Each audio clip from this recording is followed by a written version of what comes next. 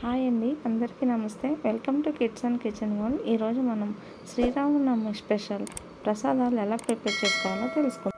ముందుగా మనం ఒక మిక్సింగ్ బౌల్ని తీసుకుని దానిలోకి ఒక టీ కప్పు పెసరపప్పుని యాడ్ చేసుకుని 2-3 సార్లు శుభ్రంగా కడుక్కొని దానిలో తగినన్ని వాటర్ యాడ్ చేసుకుని 1 గంట పాటు నానబెట్టుకోవాలి. ఈలోగా మనం పానకాన్ని ప్రిపేర్ చేద్దాం. ఇప్పుడు మనం మరొక మిక్సింగ్ బౌల్ తీసుకుని దానిలోకి 1 గ్లాస్ వాటర్ని యాడ్ చేసుకోవాలి. అలాగే 3-4 టేబుల్ స్పూన్ల తురిమిన బెల్లాన్ని కూడా యాడ్ చేసుకుని బాగా కరిగించుకోవాలి.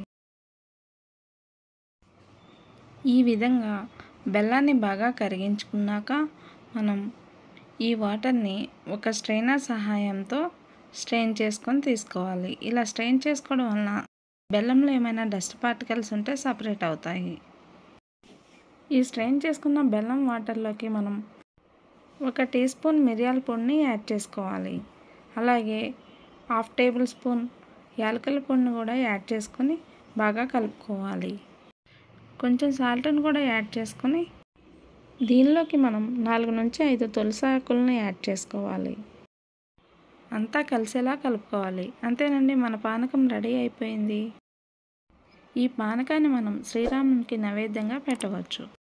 ఇప్పుడు మనం చలిమిడిని ఎలా ప్రిపేర్ చేసుకోవాలో తెలుసుకుందాం. 1 టీ కప్పు వరిపిండిని తీసుకొని బాగా జల్లించుకొని తీసుకోవాలి. నేను ఇక్కడ పొడి బియ్యం పిండి తీసుకున్నానండి. మీరు తడి బియ్యం పిండిని కూడా తీసుకోవచ్చు. ఇలా జల్లించుకున్నాక దీనిలోకి 3 లేదా 4 టేబుల్ స్పూన్ల తురిమిన బెల్లాన్ని యాడ్ చేసుకోవాలి. ఇలా యాడ్ చేసుకున్నాక ఎక్కడ బెల్లం ఉండలు లేకుండా పిండిలో బాగా కలిసిపోయేలాగా కొంచెం వాటర్ని యాడ్ చేసుకుంటూ బాగా మిక్స్ అయ్యేలా కలుపుకోవాలి. ఈ విధంగా అంతా కలిసేలా కలుపుకున్నాక దీనిలోకి మనం 1 టేబుల్ స్పూన్ నెయ్యిని యాడ్ చేసుకుని ఈ చలిమిడిని బాగా కలుపుకొని రౌండ్గా చేసుకుని ఒక గిన్నెలోకి తీసుకుని శ్రీరామునికి నైవేద్యంగా సమర్పించుకోవచ్చు. ఇప్పుడు మనం 2 రకాల వడపప్పులను ఎలా ప్రిపేర్ చేసుకోవాలో తెలుసుకుందాం. దీనికి మనం ముందుగా నానబెట్టుకున్న పెసరపప్పుని ఒక స్ట్రైనర్ సహాయంతో స్ట్రెయిన్ చేసుకుని స్ట్రైనర్లో ఈ పప్పుని 10 నిమిషాల పాటు వదిలేస్తే దీనిలోని వాటర్ని చక్కగా ఫిల్టర్ అవుతాయండి.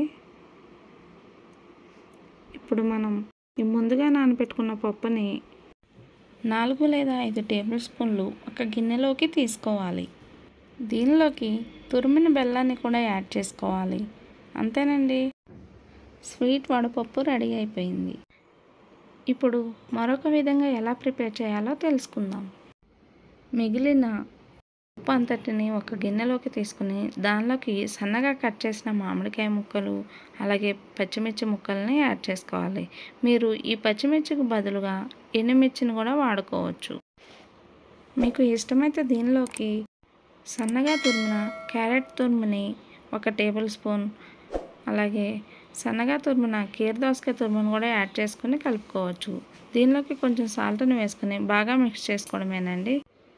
ఈ వడపప్పుని దేవునికి నైవేద్యంగా పెట్టి మనం ప్రసాదంగా తీసుకోవచ్చు. ఈ వడపప్పు తినడానికి చాలా పుల్లగా కారంగా ఉంటుంది. శ్రీరామనవమి రోజున దేవునికి ఈ ప్రసాదాలు సమర్పించి ఆశీర్వాదం పొందాలని కోరుకుంటూ మీకు ఈ వీడియో నచ్చితే ఒక లైక్ చేయండి. అలాగే మన ఛానల్ని తప్పకుండా సబ్స్క్రైబ్ చేసుకోండి. Thank you for watching. మరొక మంచి వీడియోతో మీ ముందు ఉంటానండి.